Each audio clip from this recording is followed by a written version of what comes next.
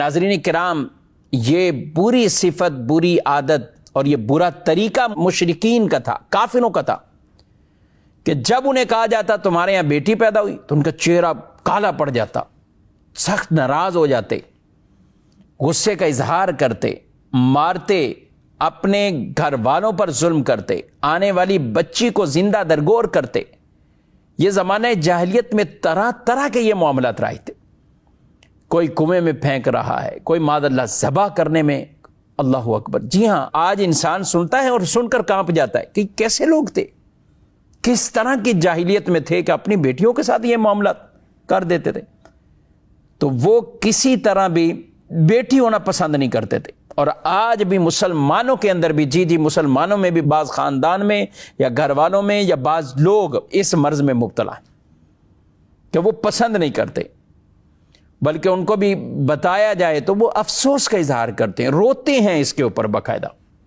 حالانکہ یہ اللہ کی عطا ہے، اللہ جسے چاہے بیٹے عطا فرمائے، جسے چاہے بیٹیاں عطا فرمائے، جسے چاہے بیٹے اور بیٹیاں دونوں عطا فرمائے، جسے چاہے بانجھ رکھے، نہ بیٹا دے نہ بیٹی دے۔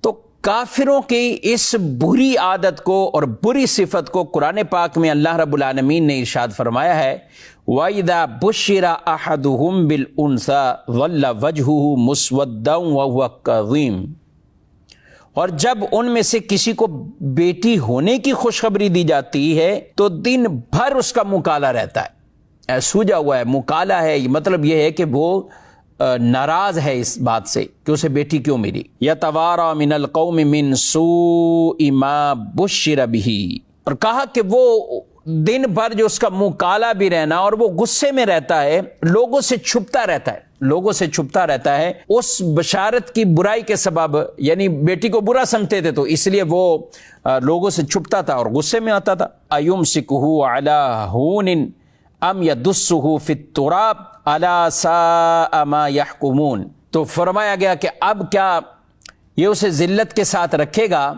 یا اسے مٹی میں دبا دے گا۔ بہت ہی برا حکم لگاتے ہیں، بہت ہی برا فعل ان کا یہ۔ تو مسلمانوں کو اس طرح کا شیوہ نہیں اختیار کرنا چاہیے۔ بیٹی پیدا ہو تو وہ بھی اللہ کی طرف سے ایک رحمت ہے، اللہ کی عطا ہے، نعمت ہے، اس پر بھی رب کا شکر ادا کریں، اللہ سے مدد مانگے، رب تعالیٰ مدد فرمائے گا۔ لیکن ہرگز ایسا انداز نہ اپنایا جائے کہ اللہ کی اس عطا پر آدمی گویا کہ ناراضگی کا اظہار کر رہا ہو، معاذ اللہ ثم معاذ اللہ۔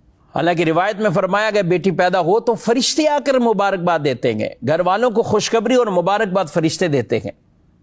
اور یہ بھی کہا گیا کہ ایک کمزور لڑکی ایک کمزور عورت سے پیدا ہوئی، یعنی عورت سے آگے بچی پیدا ہوئی، کہا کہ جو اس کی کفالت کرے گا قیامت کے دن اللہ اس کی مدد فرمائے گا، اس کی مدد کی جائے گی جو اس کی کفالت کرے گا۔ اللہ پاک نے ان بیٹیوں کو، اور یوں سمجھیں کہ عورتوں کو، کتنا بڑا یہ مقام اور مرتبہ عطا فرمایا، سبحان اللہ۔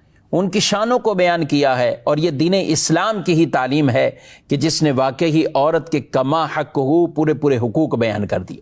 یہ پیدا ہو تو بیٹی ہے تو بیٹی کے فضائل بیان کیے ہیں، یہ رخصت ہو کر جائے ذمہ داری شوہر کے ذمہ لگا دی ہے، اب شوہر اس کے معاملات کو سر انجام دیتا ہے، اور پھر جب صاحب اولاد ہو جائے تو یہ ماں کا درجہ ہے۔ سبحان اللہ، ہر لمحے میں اور ہر زندگی کے وقت میں عورتوں کے لیے فضائل، مناقب یہ دین اسلام نے بیان فرمائے۔